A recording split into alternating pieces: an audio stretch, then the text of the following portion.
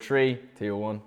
Hey, welcome to the 5th episode of Now We're Talking, and it has officially come to us having to sit in boxes 2 meters apart. Yeah. And we're here with Gary from Gym X. How are you getting on today, Gary? Good, my friend, and yourself? Yeah, I'm doing well. Thanks so much for doing this. I actually really appreciate it. As long as you stay in your box. Yeah, just stay away from me, please. Absolutely. I thought it'd be a good time to just get in contact with. So usually what I do with this podcast is I would reach out to people just randomly I'm interested in regards to following on Instagram or like podcasts or whatever it is. It never really crossed my mind of like the local gym. You find those interesting? I do. Well, there's a surprise. And I do go to this gym, and the reason it came to my mind was I could see that you guys were shut down for the second time. Unfortunately, you seen our posts. I did see your posts. Did you like the shot that I took? Thought it was really with nice, the moon in the background, yeah. And then the little sob story. Exactly, man. Oh yes. And I want to feed that sob story. Absolutely. So far, like, what has I believe that gyms should be an essential service. This place should be open, and that we should be able to come here. What has your experience been like from? Were you shut down in February, March? Like, when did it start? March 16th, I think it was the first day that we were closed. And then, of course, this is our second time. But we're in the same boat as you guys. We get the same communication that you have. We don't get any special gym announcement that the government is coming across. Nothing. Yeah. We wait on the same announcements as you guys, so then we're left deciding what to do with our business for the next 6 weeks. So that's a little bit difficult. Yeah, and I mean, as well, you guys are a new enough gym. Like, it's have you guys been gone? Like, when did you open last? We opened. It was the end of March 2019. Yeah. So this is really your first year of business now. We didn't even get to celebrate our first year because we were closed. And that's, I suppose that's going to be probably the toughest year. It's probably the highest work rate you're trying to get people through. Absolutely, the amount of business that actually fail in the first year is astronomical. So when we are coming around to our first year, we're excited, and then you hear this rumble in the background, like dark clouds coming about what's happening in China. I didn't pay much attention to it, although I wish I had now, especially with stuff that you see that people made a killing on the stock market because hotels and airlines and stuff, the arse fell out of it. So yeah, I should have been keeping an eye on more the macro events that was going on in the economy. I wouldn't be too hard on yourself now, in fairness. Now, I don't think anyone really saw this wave of taking over. It's not like Ireland's closed. The whole world is literally closed at the moment. Well, when you see China welding people shut in apartment complexes, I think that should have rang alarm bells for us. In fairness, right? Like, not trying to play devil's advocate, but who knows really what to be believing in the news these days, as in regards to there's a bunch of stuff that you see in the news even during this coronavirus situation, even in Ireland, that is being blown out of proportion, and things that aren't true. And you know, the media, they love that type of stuff. They love getting headlines. They love making that's how they make a living, essentially. How many eyes can we get on this? And it's not to put down journalists and put down the media, I understand, but I don't think it's only the media that's doing that. I think the Irish government, and I think the World Health Organization, said at the start that don't go out and buy masks. And then we're in a circumstance now that you have to wear masks on public transport and stuff. So they undermined all their credibility at the start by coming out and saying, don't do this, now do this. It just gives us mixed signals, and it also makes us lose faith in what they're actually saying. I don't believe what they have to say. Yeah, and it's pretty unfortunate. I think so too, and that's why I did. Like, that photo did pull a few heartstrings for me that you put up, right? But in fairness, I have to be honest with you. Like, Gym X for me, at least, has been the highlights of my weeks. Because I'm working from home at the moment, and I'm literally stuck in my room. And I was stuck in my room so much that when I joined Gym X, it was actually Dale. Where is he? Dale that actually made me join. And I came up, and you guys are so friendly up here, man. I was like I was almost thrown back. I was like, is this what human interaction feels like? It's one of our we see it as a highlight of the gym. No matter who you see at the front desk, you're coming into a smile. 100%. And as you're greeted with a smile, I think it gets your workout off to the right start. Yeah. It's like you're coming in here. I think there's a big difference between working out at home and working out in the gym. Huge. You're getting ready mentally, you're getting prepared. So you're putting on your trainers, you're putting on your trackies, and it's almost like putting on war garb. You know, you're getting yourself into this kind of frame of mind where I'm going in to work hard. You're on your way there, you're visualizing what you're doing. Right, I'm training chest, this is what I'm going to do. And then you arrive, there's a smile at the door, there's nice music playing, and there's an atmosphere.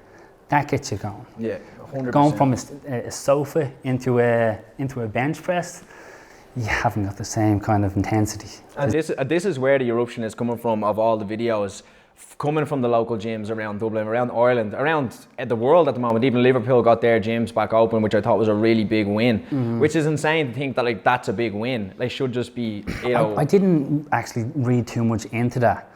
But what I kind of heard is, was there surrounding counties that actually had it open in Tier 3 and Liverpool were just closing in Tier 3? I'm not sure, did you? All I saw from again, who knows what you're seeing on social media. I know is that there was a massive push across the UK, Liverpool especially, and they got the opportunity. I think there was one gym that was literally getting fined every single day that they stayed open, and there was like a GoFundMe that was going. And this shows, I feel, that the community are trying to speak here. Nobody at this gym is coming in and, you know, like trying to touch each other, and everyone's here on their own journey, trying to just get their lives together, listen to their podcast, listen to their music, feel like a beast for a day, and go home. And if you make friends along the way, happy days. But I saw people even coming into this gym wearing masks. Yeah, that was freaking me out, man. I was like, oh my God, like what? Like not nothing against it. Who knows what the truth is and what they should be doing? But Absolutely. What was your own thoughts? Like what did you have to do? Like did you was it just markers straight away, spray down everything? Like did you make it up? Like what we doing? There was a kind of a lot of hoops that you have to jump through. From sanitising stations upon entry into the gym, spacing out equipment, making sure everybody's bringing a towel. Antibacterial wipes were always handy. Now we always had kind of antibacterial spray and blue towel on the gym floor. That was always going to be there. But it's just steps moving forward, making people aware. Like it's very difficult to actually go out and police the 2 metre rule. Hang on, stop standing together. You have to kind of trust people and trust that they're doing the right thing. Try to maintain social distance as much as you can. But there's only so much that we can do as a gym where the customer or the gym member has to take a little bit of responsibility in that regard.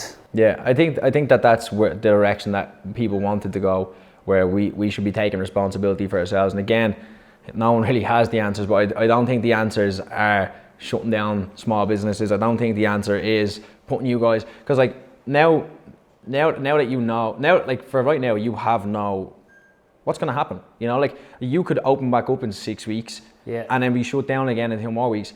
So what way, like the family here, it's a family-run business, it sure is it? Is, yeah. So I we'll get into it now in a second, because I know I was trying to look at the nicknames. You got Robin Hood. Is it? Are you Gary the Snail from SpongeBob? That's me. We have the mother hen as well. Is it Lorraine? Lorraine, aka Mammy, the CEO. Yeah. We have Amy. Is it Asler's? I can't remember. Asler, yeah, that's right. Yeah. I'm glad to watch that. Yeah. No, I done my research. Yes, And but you're all like lovely people, and it's nice to watch you guys. It's nice to be a part of it.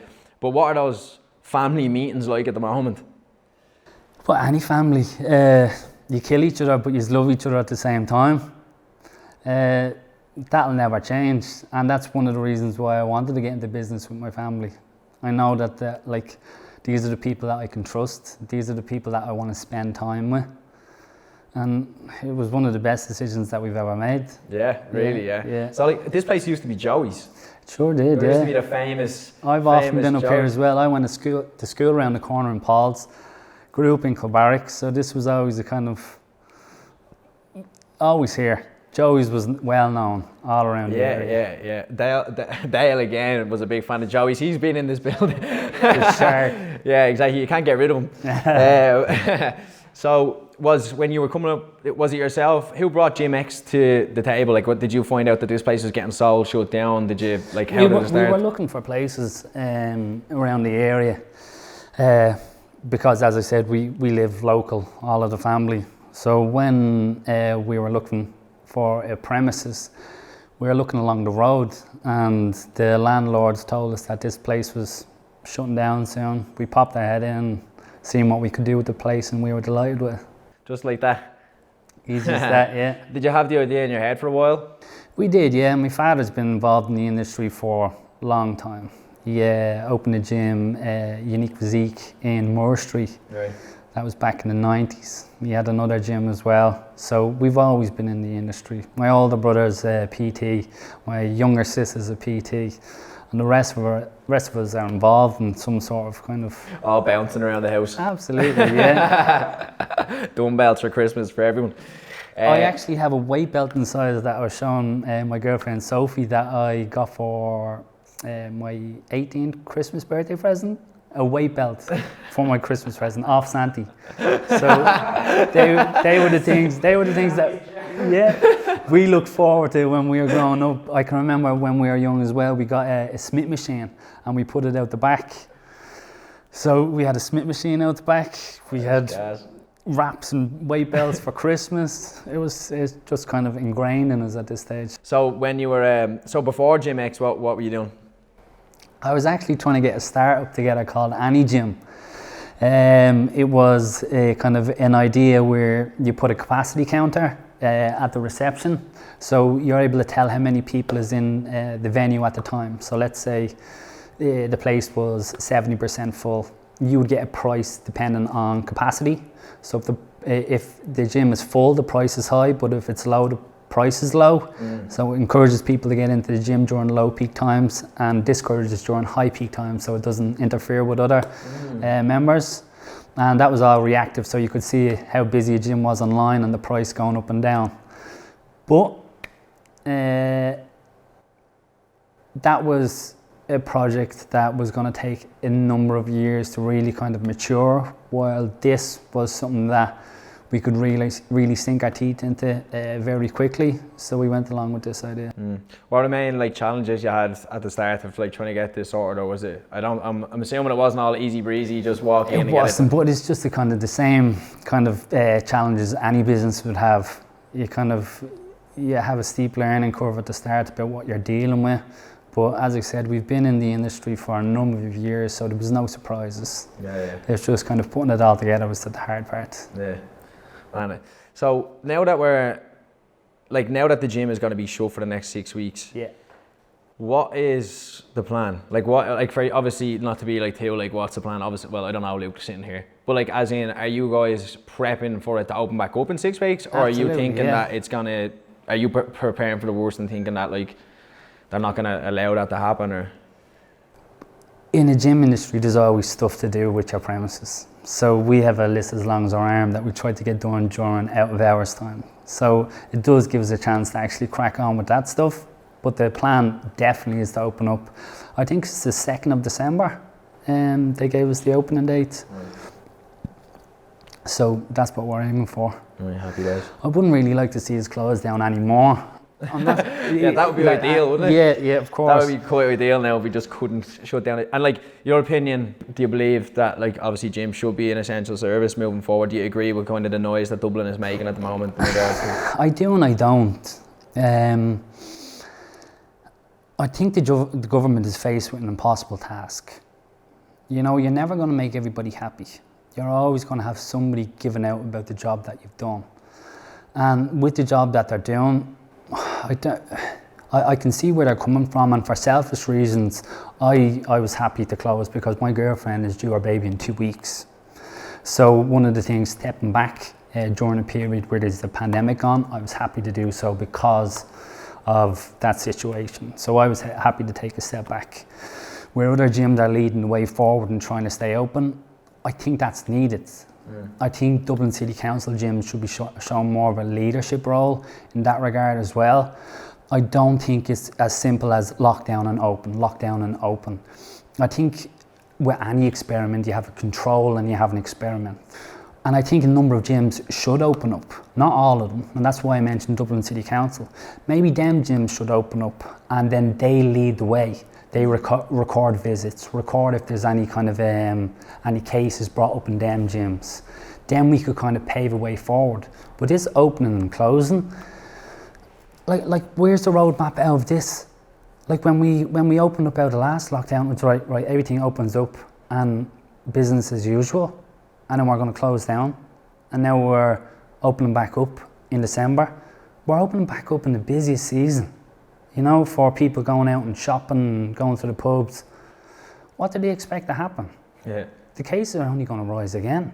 I don't think you need to open up, I believe, in pods where you see the least amount of cases. And this whole bollocks, I'm going to call it, of not informing the people of where the cases are at its highest. Who came up with that idea? Like, for example, you live local. If you knew the cases were sky high in our town, would you be going to your local shop? No, probably you wouldn't. You'd be looking for an alternative. Yeah, can I order in and stuff? But no, from what I hear, the cases in Dublin 5 were high. But yeah, everybody was cracking on with it. I don't think... As in, like, we should, realistically, the way it's being portrayed in the media and what's going on is that we should all be sick right now. You know, we should all have it, you know, like, and I do think, to back to your point of the impossible task, like, I think I was watching, so I work the UK and Irish market in recruitment, so that's my job, okay? And so I have to kind of be aware of what's happening, and because I'm calling so many businesses every single day, I'm hearing their stories, I'm hearing their challenges, and it's kind of something that sparked me to get in contact with you as well. But I think Boris Johnson was talking about it, and in fairness to him, we did have a good point of, like, it's this narrow road of, like, it's open the economy a little bit, or have society a little bit, but either way, if we go too far on one side, there's no good answer. It's like, it's either shut down these businesses, increase cases. And right now what they're trying to do is find this weird middle ground that maybe doesn't even exist and just basically make it worse for everyone, I suppose, involved. And it is an impossible task. What do you do? Yeah. Like, I just think that back to the responsibility of people, it's just so, like, there's so many variables, it's impossible. But I think you're right, as in, what is going to happen in 6 weeks? Why punish you for the next 6 weeks? Why punish people for the next 6 weeks? Coming up to this Christmas period as well, open it back up during the busiest time possible, and then what's going to happen next? They're going to shut it down again. So a plan, I think, is what we need. This whole 5-step plan as well, where does they pull that out of? Especially when they're going to 3.5 as well. They don't seem to know what they're doing. They really don't. It's very confusing. Yeah, but it's confusing. As I said, we get the same information that you do, and we're just supposed to react on it. Now, don't get me wrong, the government have been good in regards to kind of offering restart grants and wage subsidy grants, and there's another grant that I was made aware of today, 10% of your weekly turnover. But it doesn't account for the kind of the growth and the momentum of the business. Like, our momentum is torn apart now, you know? Like, even in our first year, closed once. Now in our second year, we're closed again. It's disheartening. Yeah, that's what it is. And I think the community, like, I was looking at the comments and stuff, and like, Gym X really seemed to have a really amazing community, and I always see people coming up here, and again, as you said, smiles on their faces. Like, and it's another thing. Like, I think you'll be surprised in the next 6 weeks when things do open back up. I do think that the community will come together, and I think they will be back stronger than ever, and I hope they do. I think that's a hope, but like, coming into the Christmas season, that's our least busiest time. You know, so people picking up, they haven't got their healthy habits going. Like, it does take a while to pick up them healthy habits. And it ruins the momentum, like, in an insane way. Like momentum is one of the most important things in life, and you have a choice of, like, it's like you build momentum in both directions. You can build momentum in the best of ways and then build momentum in the worst of ways. And there's nothing worse than the momentum that we have right now, which is this like, anxiety is literally caused by thinking about the future, being unsure about the future. And right now, everyone across Ireland is, like, so unsure of the future, and it's causing these this friction. And social media is making it even worse. Like, look at me making a podcast and everything, talking to you about it. Like, where do I even get this idea from? But people, everyone has an opinion now, and everyone has their point of view, and everyone's been out. Some people are thriving in this. Some people are going out of business. Some people love the fact that everything's locked down. They hate going outside. They don't even like people in general. Then there's other people like me who can't shut up and love talking to people who are literally need to start a show. So it's like, just to lighten things up, I suppose, a little bit. Like, when you first guys started, like, thinking of this idea, was it you that brought it to them? It wasn't, no. It was something that was always on the table, that we wanted to open a place, all of us together. So there was a few things that needed to kind of fit into place before we actually went ahead, and it was finding the premises. And my mother went ahead and she done that. Lorraine, the CEO, as I said, the mother hen. Yeah. And like, I deal more so with marketing than anything else. So speak to her about what's happening in the marketing direction that we're going. Other people's kind of the finances. Other people about Amy is the PT manager. There's a kind of a general gym manager for maintenance and all that. There's loads of moving parts, and hers is the puppet master, making sure everything is going. And so the youngest person you have is Amy, is it? Yeah, that's Amy right. at the moment. So like she's only out of college, is it? Or? She actually studied journalism in DCU. She's such a bright cookie, and there's so much that she could be doing. But this is where her heart is. This is where her passion is. When she was growing up, this is what she was surrounded with, and she's happy in her job. Why go somewhere else where you're unhappy when you can be happy? It's not all about money at the end of the day. That's one of the vibes I was actually getting off of you as well, especially when I was watching your videos online of you just having a laugh with everybody here, That's right? it. And it does seem to be that might be at the forefront of kind of the family and your mind as well, of like putting that happiness over money, and that's a hard thing to do in a society where if you go onto YouTube, you can type in how to make money, and then all of a sudden it's that hustle culture, don't stop, never stop, always just you let it literally just keep, and that's honestly, it's probably not the reality of kind of how most things do work. Like, you can't just run yourself into the ground every moment of your life just in order to get a quick buck or whatever it is. And at one stage of your life, you're gonna have to be confident enough to say, here, listen, I'm gonna have to put this happiness ahead of the financial side of things. One of the things that we try to put across in them videos is have fun. Have fun in a way that, like, you see what I'd be doing. I'd be kind of taking the piss out of myself. It's so people see that it's not all serious in the gym. You come in, you meet great people, you get in shape, and you burn off excess energy. As you said, it's great for your mental health. So there's a number of things, but come in with a smile on your face and don't worry about it kind of, this is a stressful time, or I need to have some serious goals. Come in and have fun. Yeah, there's no need to go off and buy everything off of ASOS now and like throw on headbands and tight leggings and the new freshest runners. Yeah, just pop in. And you notice that I love the gym, man, because it's just so many different characters, and I fall into my own character myself as well. Like, you see people coming in, they're a bit afraid of the machines, then you see people who are like literally pulling the machines apart. You get to, with people spending time in the gym, you see some creative stuff. You know, stuff that you, that machine wasn't made for that, or that exercise, I haven't seen that. People are creative. People get creative in all sorts of different areas, but it's fun that people get creative with different movement and exercises because they're in the gym so much. People have a term for people who go to the gym all the time, and there's gym rats. They're just in the gym constantly moving about. The gym is some people's lives. Like, we have people in here 7 days a week, come in, they have their nice little community that they chat to people, they work out. And yeah, some people would be lost without it. I believe so as well, especially because, like, yeah, you can tell I'm not in the gym 7 days. Buff. Not in the gym 7 days a week. You had a tighter shirt on earlier as well, didn't you? We had to do a costume change. I had the jacket on with the bubbles on purpose. And but like, you do notice it when they came up, there are some people that come in and this is a massive part of their identity, a massive part of who they are. Yeah. And they're probably the people that I'm concerned about a lot of people. I personally am concerned about people in this area, especially Coolock, Artane, down there, all these local areas and so on as well. Like, because not everybody has the most amazing situation at home. If anything, a majority of people are struggling, you know, whether that's with alcohol, whether that's just with jobs, whether that's with having too many people in the house, whether that's with just not having enough funds in general, not having places to go, and to be forced into these situations and take away just normal stuff, staying within 5k of each other and stuff as well. They're the people that are going to be affected the most by this. And these We're are innately social creatures, you know. You're telling us that we love being social to stop being social. it's like telling a dog not to bark.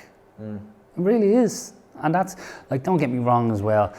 I know that this is bringing mental health to the forefront, but I believe that's always been an issue. There's always been an issue with, say, for example, suicide. Yeah. There's always problems with kind of different mental health. There's problems with kind of domestic abuse as well, and they are being highlighted at the moment. And one of the good things to come out of this lockdown is that they're being highlighted. But what is really annoying me as well is that I'm seeing a lot of gatekeepers on that. You didn't give a fuck about this beforehand. And it's like, why do you care? You've been championing this cause for the last how long? And now that there's some sort of light being shone on, you're gatekeeping it. Well, hang on, you didn't care about mental health before. It's the equivalent of you being an early fan of Eminem, and then all of a sudden I'm a fan of Eminem, and you're like, no, I'm a real fan of Eminem. You didn't care, yeah. And you know, it's all stuff, man, it's underground I don't know stuff. what to tell you. Like, I mean, I like Eminem. Like, now it's not my fault. But I do think that as well, where it's like, again, with opinions on social media, like going back and forth, and everyone has their own opinion now. Like, it's very easy to just leave a comment or say something horrible and just move on from it and so on as well. But I do agree with you that, like, you're damned if you do, damned if you don't. You're better off just leading by action. Yeah. And I suppose one of the main things that we try to, like, what we're trying to spread with this podcast as well, and you'll see it in a few of the other sections as well, is being kind of corny a little bit, but just spreading like peace, love and positivity to people, and actually just realizing that how you act around people gets a reaction, and like your energy and these type of things have an effect on people whether you like it or not. Absolutely. And the mental health has been an issue for a while.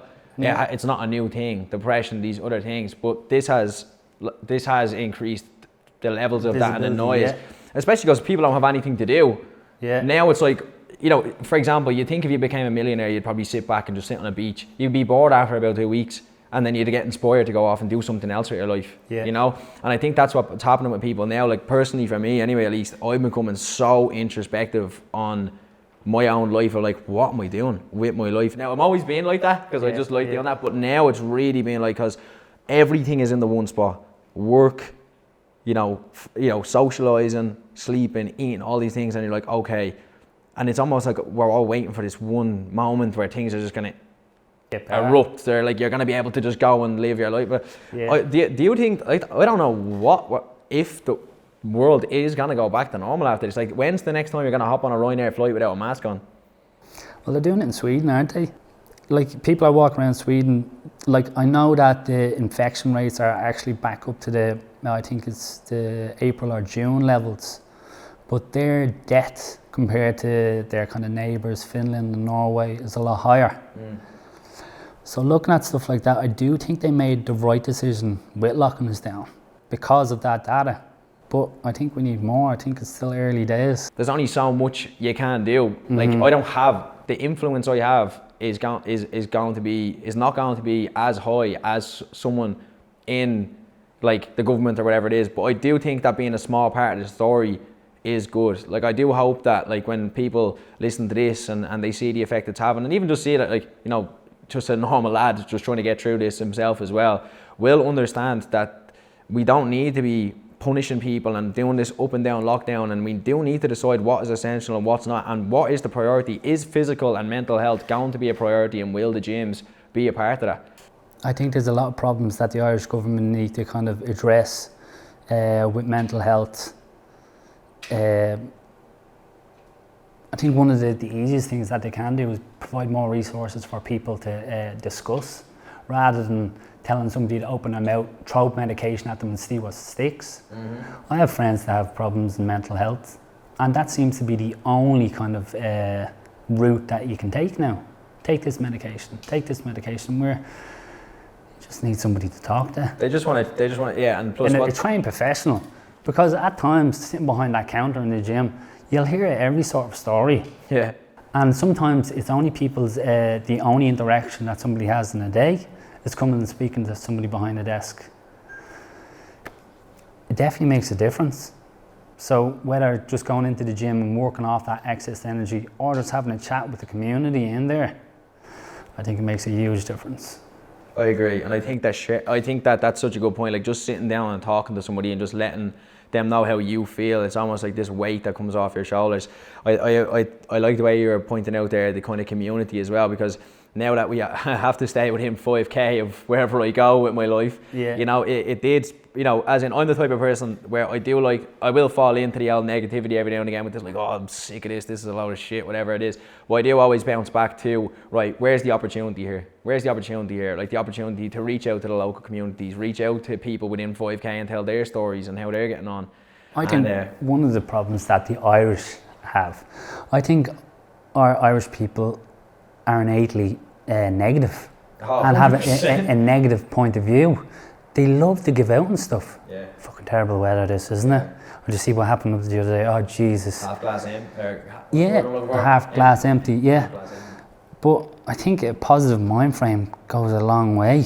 You have to silence that inner bitch. Yeah, I always have in my head, no, don't do this, don't do that. Give out about that. Give out. You just have to shout over that voice.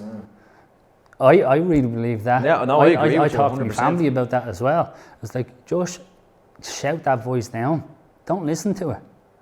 Yeah. And it'll eventually go away. It's not even you. You know, that's the thing. It's not you. It's a part of you that's trying to keep you safe from stuff from 100,000 years ago or whatever it was. Like, you know, it's innately built into a primary youth. Get them in here, special guests. Yeah. No, that's Craig. Connor's at the front door. Would you let him in, please? Sorry about that. Keep all that. Keep all that.